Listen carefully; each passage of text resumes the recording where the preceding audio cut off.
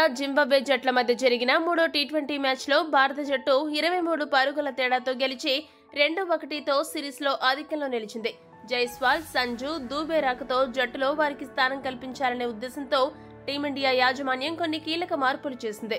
ఎప్పుడూ ఓపెనర్ గా ఎదురగొట్టే అభిషేక్ శర్మని మూడో స్థానంలో బ్యాటింగ్ కు దింపి సరికొత్త ప్రయోగం చేసింది. ఇప్పుడు విషయం అదే చర్చనీయాంశమైంది. ఇదే విషయమై భారత మాజీ ఆటగాడు సునీల్ గవాస్కర్ మాట్లాడుతూ ఏమన్నాడంటే, వరుసగా రెండో విజయం సాధించి సిరీస్ లో ఆధిక్యంలో దూసుకు వెళ్లిన యువ జట్టుకి నా అభినందనలు. అయితే ఈ మ్యాచ్ లో జట్టు యాజమాన్యం చేసిన కొన్ని మార్పులు నిజంగా నన్ను ఆశ్చర్యానికి గురిచేసింది. అందరికీ అవకాశాలు ఇవ్వాలనే ఉద్దేశంతో ఇలా చేశారని వారు సమర్థించుకోవచ్చు. అయితే సమన్యాయం కోసం ఆటగాళ్ల ఆత్మస్థైర్యం దెబ్బతీయకూడదు. అభిషేక్ శర్మ ఎప్పటి నుండో ఓపెనర్ గానే ఆడుతున్నాడు. అతడు ఆ స్థానంలో భారీ హిట్టింగ్ తో ప్రత్యర్థులకు చుక్కలు చూపిస్తున్నాడు. అలాంటి ఆటగాడిని మూడో స్థానంలో పంపడం నిజంగా చెత్త నిర్ణయం. జైస్వాల్ స్ట్రైక్ రేట్ తో పోల్చుకుంటే అభిషేక్ శర్మ స్ట్రైక్ రేట్ మెరుగ్గా ఉంటుంది. అంతేకాదు, అభిషేక్ శర్మ లాంటి ఆటగాడిని ఓపెనర్ గా దింపితే అది ప్రత్యర్థులపై ఒత్తిడిని పెంచుతుంది.